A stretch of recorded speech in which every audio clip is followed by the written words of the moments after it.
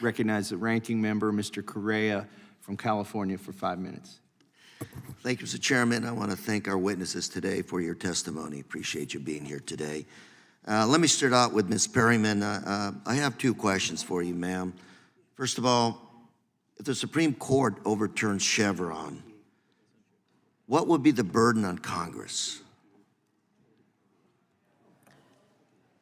First of all, to say, I think there would be a significant burden, and also that overturning Chevron would actually usurp a lot of Congress's authority that it's already utilizing all the time in delegating authority to agencies to see that the laws are executed in their expertise. But what we know is that if the court overturns Chevron, there will be a range of litigation seeking to unseat longstanding federal regulations that are critical to the policies and the procedures that are critical to our country's functioning, whether that's in the healthcare sector, in the environmental sector, in the small business sector, or otherwise. And so Congress would have a very heavy burden of having to try to adopt a variety of expertise that, frankly, this body has never recognized itself as having to be able to replace that expertise of agencies. Ms. Perryman, are we talking about here policy and implementation?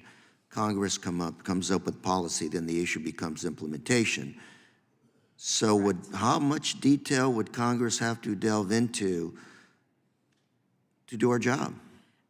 I think that's if Chevron is overturned. I think that's a significant question, and the fear is that that the courts would require so much detail here that litigants would come in and challenge everything that wasn't detailed so enough that it would really compromise the ability of this body to be able to broadly legislate and serve the role that it needs to serve for the American people.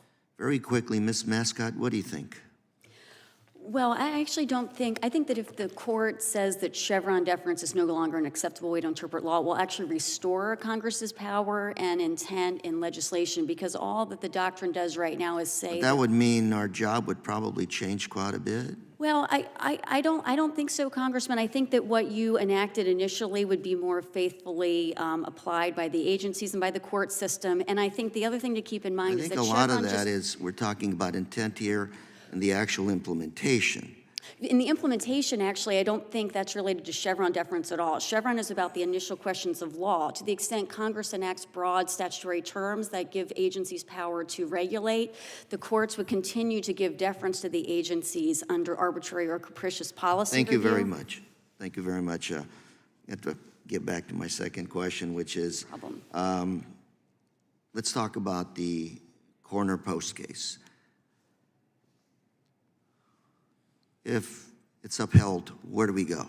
What's the difference? What's the changes here? I think there's a real concern here because what the Corner Post case would do is it would potentially, if the petitioner's argument is sustained, a number of litigants could seek to try to overturn long-standing federal programs, long-standing federal regulations that have already been adjudicated and decided in Article III courts. Their lawfulness has already been decided. You could have a reopening of so many of these issues. And so combined with Chevron deference and the potential of the court to overturn that, it could be really detrimental to people and communities throughout the country. What if you have the Chevron doctrine overturned and Corner Post successful? What do you have? I think that's doubly devastating for so many programs, but whether they're healthcare programs, environmental programs, or a variety of other programs where the federal agencies are seeking to do the work that Congress put them to do. Thank you very much. Ms. Mascott, I'm going to give you a minute to answer that as well. Well, I think just a larger point about the hearing today and Chevron deference and agency adjudication. I think that the members of this committee might all have different policy views about how much agencies should be regulating in the first place. But when it comes to adjudication, we're talking about basic issues of fairness and simply making sure that once the agencies have issued their policies, they have to apply those policies in a way that's consistent with longstanding individual rights protections, jury trial protections, and go into federal court and have some outside accountability. And I'm really glad that the committee is taking a look at these important issues today.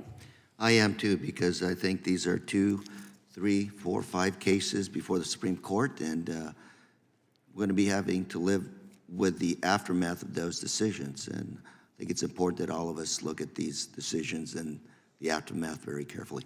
Thank you very much, Mr. Chairman. I'm out of time and I yield.